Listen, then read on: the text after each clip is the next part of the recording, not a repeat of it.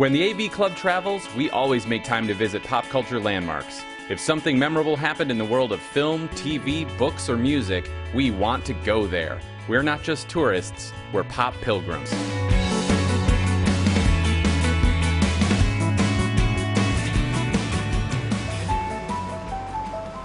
Tucked away in DC's Georgetown neighborhood is a steep, narrow set of stairs flanked by a wall on one side and a building on another.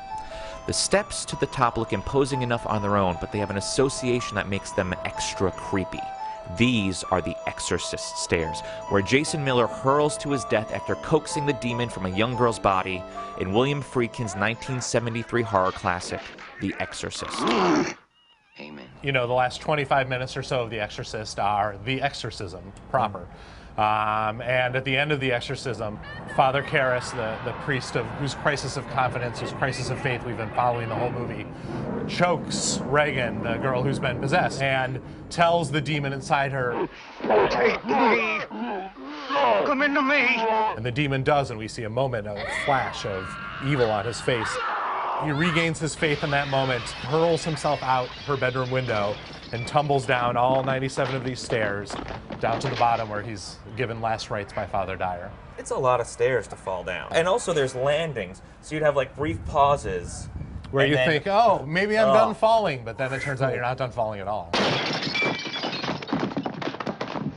The actual house up there is the house that they use for exteriors of the Exorcist house. But they did have to build a facade closer to these stairs because otherwise it was so far away that it never would have sold this idea that Father Karras could throw himself out the window and end up on these steps. Tell me about shooting that. The stuntman actually did it twice. Doing it once was not enough for crazed 70s filmmaker Billy Friedkin. Hello, I'm William Friedkin, director of The Exorcist. That really epitomized Friedkin's desire to get everything right on this movie. Friedkin famously turned Regan's room into a gigantic freezer so that all the actors in the possession scenes would be able to see their breath. And most famously, in that scene shot at the bottom of the stairs where Father Dyer is giving Father Karras his last rites, Father Dyer was played by an actual Jesuit priest. Friedkin wasn't satisfied with how the scene was going. He thought it wasn't intense enough. And so Billy Friedkin slapped him across the face as hard as he could and had him shoot the scene immediately afterwards. That's why when you see the scene where Father O'Malley's giving his last rites, his hand is actually shaking because he's pumped with adrenaline from being socked by Billy Friedkin. The Exorcist is actually interesting. If you watch it again, you realize that the movie is actually full of stairs. It's a recurring motif in the film.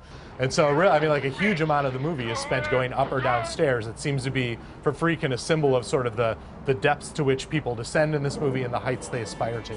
Thank you, Dan, for joining us and being our expert on this terrifying episode of Pop Pilgrim. My pleasure.